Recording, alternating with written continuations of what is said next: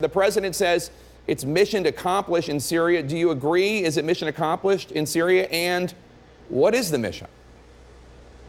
Well, that was the second question, sort of answered the first question.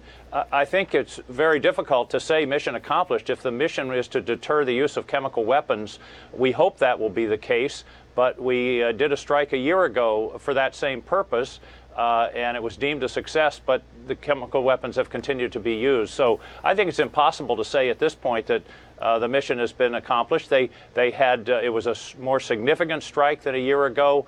They hit 3 sites instead of 1, more missiles. It was accomplished apparently with the precision that our military is capable of, but saying that it's been a success, we won't know until we see whether the regime continues to use chemical weapons. These strikes were launched because American authorities and others say they have information proving that Assad launched a chemical weapon attack against his own people. You're on the Intelligence Committee. Did the Trump administration present any evidence to you to support this claim?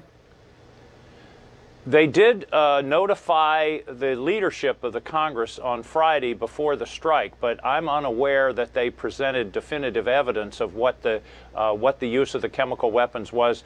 We got updated briefings over the weekend from the Defense Department about the strike. And they indicated they had confidence that the chemical weapons had been used, but they didn't supply the evidence. Now, there are going to be some classified briefings this week. I'm sure we'll have more information, but certainly they believe that they had the evidence that these chemical weapons had been used. And I think it's important, Jake, to distinguish between a chemical weapons attack and a general incursion into Syria.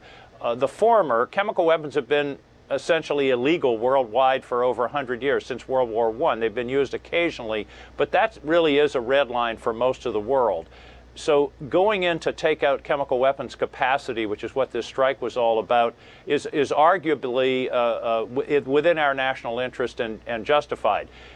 What this strike was not, and I think was fortunate that that's the case, was a strike against the Assad regime itself, an attempt to sort of intervene in the civil war. So it was a narrow strike, but as you say, to go back to your initial question, whether the mission was accomplished, we won't know for months. Now, you have said, in terms of the back and forth about whether or not Congress should vote before the United States launches military action, you've said you're okay with these limited strikes, as you just delineated, though in general you say you're not comfortable with Congress not playing its role when it comes to the use of force. Presidents for decades have used military force without congressional approval. You might remember in 2013, the Senate had to pull back a vote on Syrian strikes after President Obama asked for it, approval. Isn't it really the unspoken fact here that Congress doesn't really want to vote yes or no on war, that they want to cede this authority to the president so they don't have to go on the record? It's not unspoken by me, Jake. I think that's absolutely correct. It isn't a case of presidents over the years taking this power unto themselves. Congress has abdicated the power. Congress hasn't declared war since 1942. There have been several of these authorizations, but I think you're absolutely right. And I understood late last week that the Foreign Relations Committee was finally going to take up an authorization in the case of Syria. We'll see whether that actually happens. But I think you're right that generally Congress is what they're really good at, I guess I have to say now we're really good at, is standing on the sidelines, avoiding making the decisions, and then criticizing the decisions the president makes. Well, kudos to you for the acknowledgement of that. President Trump said this on Friday night. Take a listen. In 2013, President Putin and his government promised the world that they would guarantee the elimination of Syria's chemical weapons. Assad's recent attack and today's response are the direct result of Russia's failure to keep that promise. The president's exactly right on that. How do you account for the fact that the Obama administration seemingly trusted Russia to supervise the Syrians getting rid of their chemical weapons? Were they naive?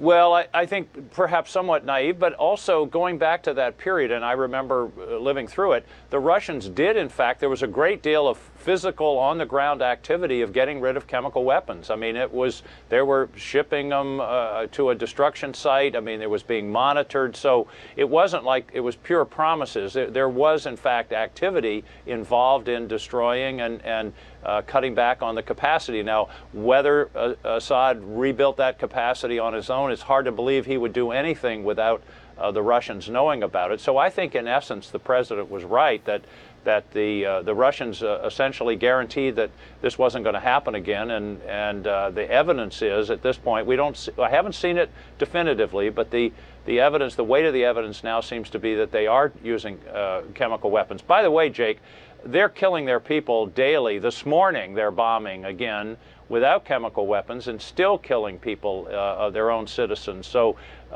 yes, getting involved in terms of chemical weapons is an important national interest, but let's not kid ourselves that somehow if we stop chemical weapons from being used, the horror of what's going on over there is going to somehow stop as well. Very briefly, I just want to ask you a quick question. The New York Times is reporting that allies of President Trump believe that the criminal investigation into the president's lawyer, Michael Cohen, out of the U.S. Attorney's Office in the Southern District of New York, that is more threatening to the president than Special Counsel Robert Mueller's investigation into possible Russian collusion. You know a lot more about the evidence or lack thereof of any possible Russian collusion than I do. What do you think? Does the Cohen probe bear more of a threat?